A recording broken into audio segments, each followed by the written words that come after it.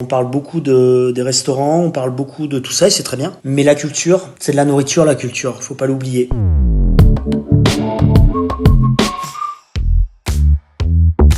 C'est toujours un moment un peu magique. Alors c'est peut-être lié à l'enfance, c'est peut-être lié à ça, c'est peut-être au plaisir d'aller au cinéma où c'était une joie, une sortie, un moment à part. Donc j'ai toujours ça, au moment où je rentre, où je pousse la porte de la salle, je vois tous ces fauteuils, quelques personnes assises ou beaucoup. Voilà, c'est toujours un bonheur ça.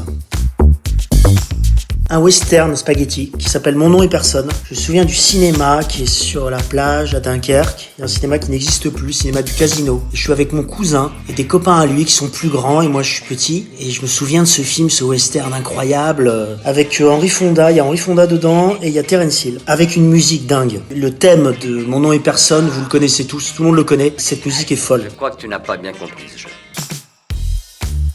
Ah, je me souviens de mon émerveillement quand j'ai vu Les Aventuriers de l'Arche perdue. J'étais fou, quoi. J'étais comme un fou en sortant. Chaque scène, chaque fois ça succédait, je trouvais que tout était parfait. Et cette fin incroyable avec l'entrepôt où ils mettent l'arche d'alliance comme ça dans cet entrepôt immense. Et ça m'avait beaucoup impressionné. Et voilà, j'étais sorti avec une énergie folle de ce film. Et je disais, waouh, c'est possible de faire des films comme ça. Quel génie ce mec.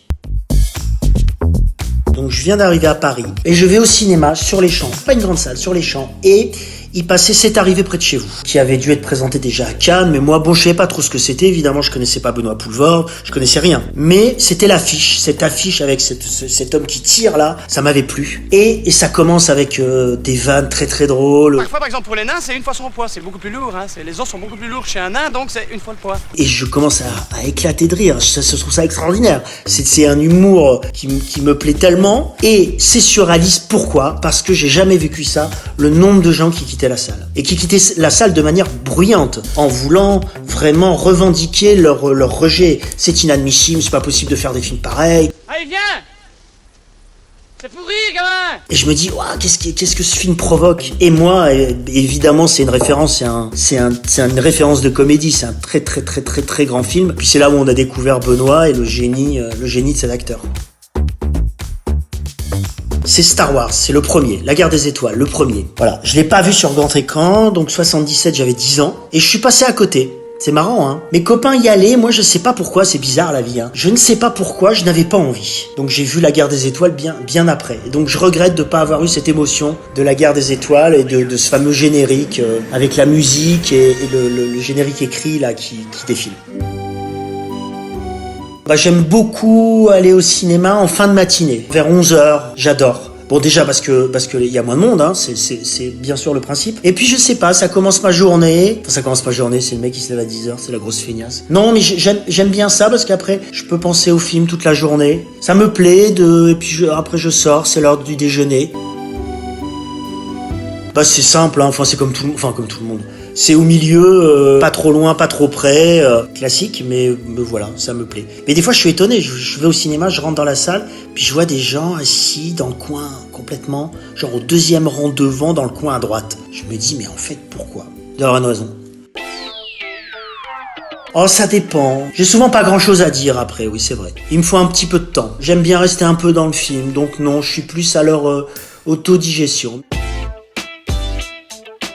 Christopher Nolan, le prochain. Je sais pas quand il sort avec les problèmes de confinement et des salles fermées, malheureusement. J'espère que ça va bouger un peu, ça. Parce qu'on parle beaucoup des restaurants, on parle beaucoup de tout ça et c'est très bien. Mais la culture, c'est de la nourriture, la culture. Faut pas l'oublier. Et je trouve que là, on n'en parle pas assez. Et quand je dis le cinéma, je pense au spectacle en général, évidemment. Et à tous les gens qui travaillent. Les gens d'entretien qui nettoient, qui vont nettoyer les salles, les caissières, les caissiers dans les cinémas, tout le personnel, tous les gens qui travaillent et qui aiment leur métier, les techniciens. Voilà, tous ces gens-là, ils ont envie de travailler, ils ont besoin de travailler. Et on peut pas leur couper leur outil de travail comme ça. Il faut, avec des conditions bien sûr de sanitaire, avec tout ce qu'il faut, tout ce qu'on fait d'ailleurs, je vois pas pourquoi ça ne peut pas être appliqué au cinéma.